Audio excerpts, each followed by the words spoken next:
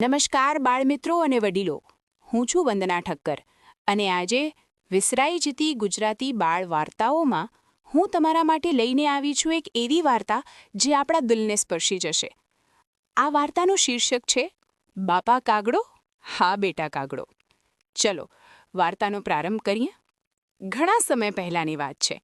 એક નાનકડા ગામમાં એક વેપારીની કરિયાણાની દુકાન હતી. વેપારી આખો દિવસ દુકાને બેસે, ચીજવસ્તુઓ વેચે અને હિસાબના ચોપડામાં બધું ટપકાવતો જાય. ત્યારે એનો દીકરો સાવ નાનો હતો.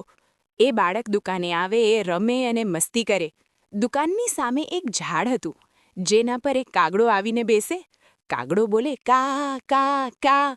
નાનો દીકરો કુતૂહલથી એને બાપાને પૂછ્યા કરે, બાપા જુઓ આ કાગડો.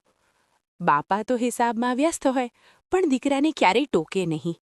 હસીને જવાબ આપે, હા બેટા કાગડો. દીકરો ફરી પૂછે, બાપા ફરી હસીને જવાબ આપે. આ પ્રેમમાં ને પ્રેમમાં એકવાર વેપારીએ હિસાબના ચોપડામાં પણ અજાણતા લખી નાખ્યું, બાપા જુઓ આ કાગડો, હા બેટા કાગડો. પછી તો સમયનું ચક્ર ફર્યું. વર્ષો વીતી ગયા. હવે વેપારી ઘરડો થયો હતો અને દીકરો જુવાન થઈને દુકાન સંભાળતો હતો.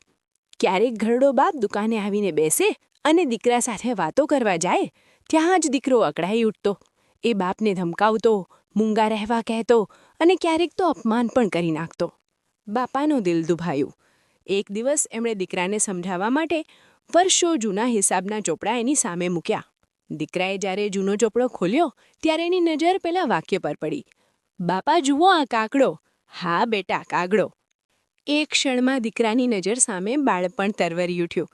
એને યાદ આવ્યું કે પોતે કેટલીય વાર બાપાને હેરાન કરતો, એકની એક વાત 100 વાર પૂછતો, પણ એના પિતા ક્યારેય ખીજાયા નહોતા. ઉલટાનું એટલા પ્રેમમાં હતા કે હિસાબના ચોપડામાં પણ દીકરાની તોતલી બોલી લખી નાખી હતી. દીકરાની આંખો ભરાઈ આવી. એને ખૂબ પછતાવો થયો. એ સમજી ગયો કે જે પિતાએ એની હજારો ભૂલો હસીને માફ કરી, આજે એ જ પિતાને પોતે 2 શબ્દ પ્રેમથી કહી શકતો નથી. એ દિવસ પછી દીકરાએ ક્યારેય બાપાનું અપમાન ન કર્યું. એ એમની સાથે પ્રેમથી વાતો કરતો અને એમને હંમેશા ખુશ રાખતો. મિત્રો, આ વાર્તા આપણને સમજાવે છે કે ઘરડા મા બાપનું ક્યારેય અપમાન ન કરવું. એમણે આપણા બાળપણની બધી જ ધમાલ મસ્તી સહન કરીને આપણને ઉછેર્યા છે.